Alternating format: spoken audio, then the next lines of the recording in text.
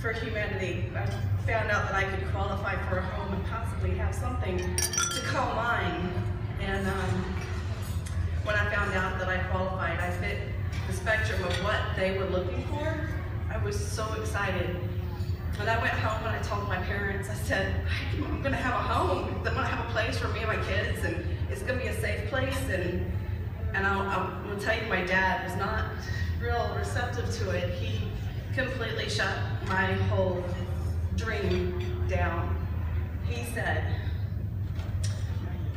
that I was a disgrace to the family, and that he was ashamed of me because I was asking for help.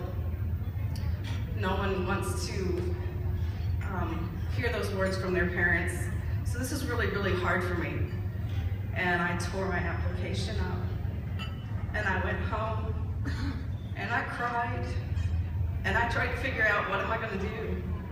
How am I ever gonna have a home? I can't qualify for a home. I don't meet the requirements to make a home loan. Nobody's gonna ever accept me. So I stewed on that for probably about another 6 months. And I took a look around at my environment that I was in, and it wasn't a safe environment for my daughter or my grandson to be in. And I decided I had to make the change. I had to do whatever it took to make a better place for my family, and I had to do it for myself. So once again, I went back to the meeting a second time, and knowing I already qualified for the requirements for Habitat for Humanity, I went back, did it again, filled out the paperwork. I had it with me. It was a Saturday morning, and after that I went to church because I worked with the kids in the Sunday school classroom, and I was preparing my classroom that morning for Sunday school the next day. And I had dropped my information in the choir room so that I could go work in the kids' room and redecorate the room for the kids. Saturday morning, everybody's there I'm there by myself. Nobody's there on a Saturday morning. I was safe with my stuff in the choir room. So I thought. My choir director decided that was a perfect day for her to come in and do some stuff for her choir music too. So she looks at me and she says, Christina, are you doing this? Are you getting a home? She was really excited for me. And I said, yeah, I'm gonna do that, but please just don't tell anybody. Just feeling the disgrace that my dad put me through. I just didn't want anybody knowing that I was applying for a Habitat home once again. So she said she wouldn't, and she prayed with me, and she kept me in her prayers, and she kept checking up on me every Sunday. Have you heard anything yet? Have you heard anything yet? Are you accepted? Are you in the program? I'm like, not yet, not yet. So finally I get accepted, and I tell her, Miss Virginia, I gotta let you know something. I have finally been accepted to the program. She was so excited for me. And I was still feeling shame from my parents. Well, from my dad, not my mom. And it was just a hard thing for me. Didn't want to disappoint my family. I told Miss Virginia before I ever told my mom and dad. So that Sunday morning that I told her, I was robed up for choir, walked into the choir room so that I could do our Sunday morning choir practice, and Miss Virginia says, hey everybody, Christina has an announcement to tell you. She didn't tell anybody, she kept her word. My jaw, I'm telling you, my jaw just dropped, and I looked at her, and I said, what? And I looked around at everybody in the choir, and I just kind of buried my head, and I said, I'm applying for a house, and I've been accepted, and I'm gonna be a homeowner soon. But I said that with such shame.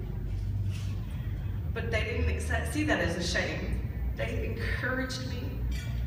They loved me, they prayed for me, and they gave me every step that I need just to keep putting one step forward and the other. As my dad told me, he's not,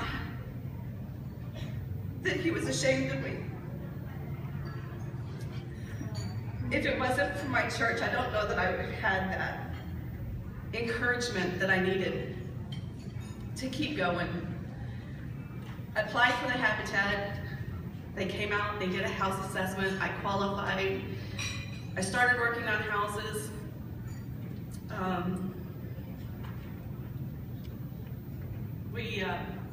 I started building houses, putting in sweat equity hours, working hard, I've worked on 7 homes. I've worked on 7 other family homes.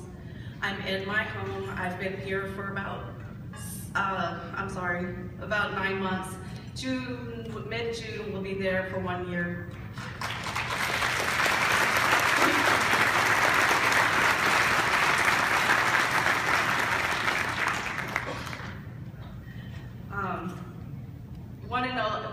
I wanted to let you guys know where I came from.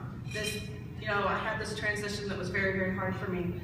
For my dad, it was one barrier that I had to overcome. Like I said, he didn't, there are people in my church that knew before my parents knew that I was going to do this.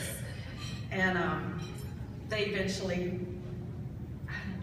a couple years later, it wasn't until I signed my papers on my house, till my dad accepted this, and he told me he was proud of me. Although he was my biggest obstacle, he finally did come around and tell me that he was proud of me for doing that.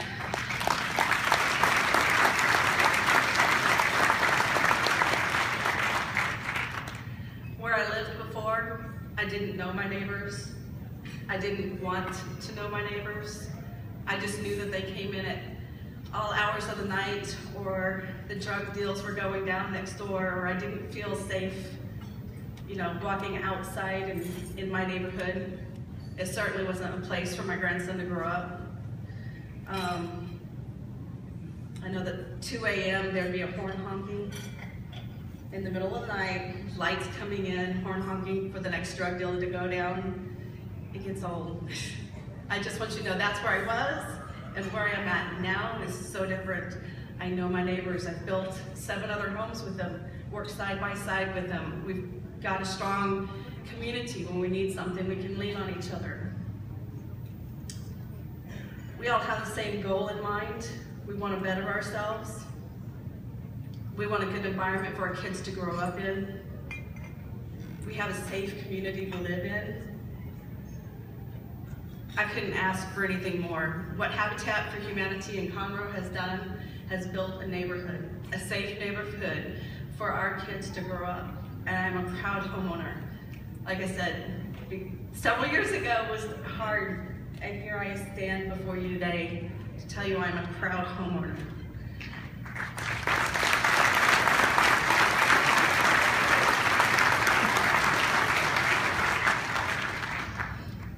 Besides the sweat equity hours that we put in before we can get our home, we also had to go through some classes. You saw that in the video. That was part of the requirements to go through the classes. My daughter and I both took a financial class, and we took it together. She was old enough that we could take it together. I want to tell you what that means to me. I'm so glad that she was able to take that with me, because it was something that I could teach her. Myself, her, and I both still use this financial piece together. When we're trying to figure out how we're going to do something, well, do we have it in the budget? How are we going to do it? We sit down and we make a plan, and we do it. Habitat for Humanity wants us to go through these classes because they want us to keep our homes as much as we want to keep our homes. And I feel like it's given my daughter, I can't, being able to pass that down to my daughter and my grandson. Eventually we'll be teaching him financial planning as well. It's a gift. It's an amazing gift. To this day, I want you to know that my daughter, she's really into this financial planning. She's got a car. She has a car that she's paid off in 3 years. Thank you for the financial piece that we have. She's also paid off her student loan. So, I mean, this means a lot. It has made a big impact for me and my family to be able to have a safe place to live, the financial peace behind us, be able to sit down together and make a plan together. And I've had people ask me, well, I have a friend who needs a house. How can I help to do that? And the first thing I want to say is you can't. They have to make that decision just as I had to overcome my father. They have to make that decision for themselves. They have to put in the sweat equity hours. But I can say that you can encourage them. You can pray with them. You can start the processes with them by going to their very first meeting. That you can't do it for them. Somehow there's an illusion that I've got a free home. I don't have a free home, but I have an affordable home, one that I can afford. If it wasn't for the Habitat for Humanity program,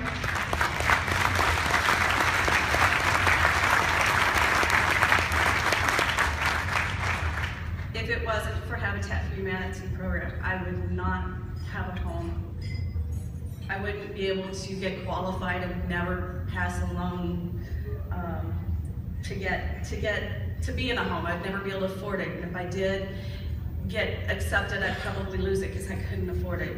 What Habitat for Humanity offers me is a home at a 0% interest rate, making it affordable for families like mine, giving us a safe place, a safe environment to live.